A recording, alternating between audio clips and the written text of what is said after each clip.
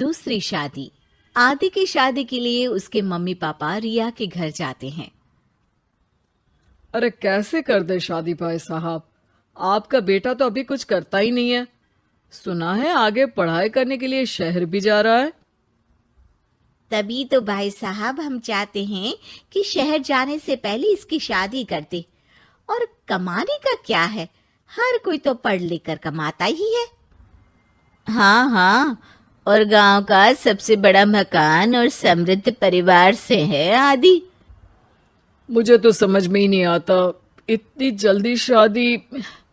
रिया भी अभी पढ़ रही है, इतनी अच्छी है वो पढ़ाई लिखाई में, कैसे शादी कर दूं? आप लोग थोड़ा समय दे। आदि के माता पिता घर चले जाते हैं, जहां आदि के पिता कहते हैं, अरे भाग्यवान, मुझे तो समझ ही नहीं आ रहा कि तू क्यों इतनी जल्दी आदि की शादी करवाना चाहती है। पढ़ लिख कर कमाई धमाई करने लायक हो जाए तो फिर कर देना शादी। अरे आप चुप रहिए। रिया जैसी लड़कियों के लिए शादी के रिश्तों की कमी है क्या?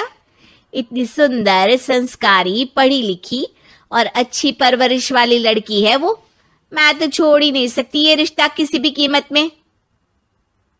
बता दे रही हूँ, रिया की शादी आदि से ना कराई ना तो मैं जहर खाकर जान दे दूंगी।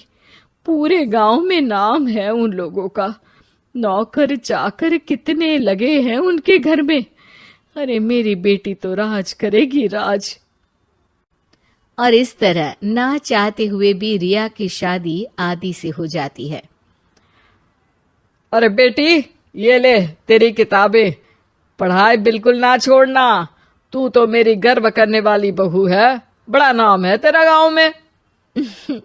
हाँ, आखिर पसंद किसने किया है रिया को आदि के लिए? आदि को गांव की रिया इतनी पसंद नहीं होती है। अरे यार, तू तो बड़ा लक्की निकला, रिया जैसी लड़की से तेरी शादी हो गई। अरे लक्की की क्या बात है, वो भी तो मेरे जैसे लड़के की बीवी बनकर किस्मत वाली बनी है ना। अरे अब तो तू रह नहीं दे, ना तो तू कमाता है ना ही पढ़ने में अच्छा है। क्या है तुझमें? बस पैसा, और वो भी बाप का। आदि को दोस्तों की बात पर बहुत गुस्सा आता है। पिताजी, मैं शहर जाना चाहता हूँ आगे की पढ़ाई के लिए। अरे बेटा, लेकिन यहाँ की पढ़ाई तो पहले पूरी हो जाए। नहीं नहीं, अब मैं किसी भी हालत में शहर में ही रहकर पढ़ाई करूंगा।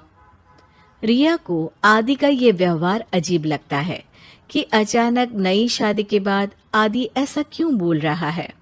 खैर, आदि पढ़ाई के लिए शहर चला जाता है और रिया गांव में रहकर सास ससुर की सेवा करती और बचे वक्त में पढ़ाई। अरे देखो, दामाद जी तो शहर चले गए, हमारी बेटी बेचारी अकेली रह गई। उसे कुछ दिनों के लिए यहीं बुला लाओ ना। रिया की माँ रिया के ससुराल उसे लेने जाती है कि उसके सास ससुर कहते हैं, अरे नहीं नहीं बहन जी, हमारा मन तो रिया के बिना नहीं लगेगा। हाँ माँ, इनको तो शहर जाना ही था पढ़ाई के लिए, बस थोड़ा पहले चले गए। माँ खाली हाथ वापस आ जाती है। आदि शहर में मन लगाकर पढ़ाई करता है और इंजीनियरिंग के लिए दाखिला ले लेता है, तो वहीं रिया भी एमए की पढ़ाई में प्रवेश लेकर समाज सेवा में मन लगाती है। तुझे देखकर लगता है कि मैंने तेरे साथ ठीक नहीं किया बेटी। शादी तो करवा दी लेकिन पति का साथ नहीं मिला। अरे तो क्या हुआ, जैसे मैं अपने माँ पापा के साथ थी वैसे अब आप दोनों के साथ हूँ, है ना?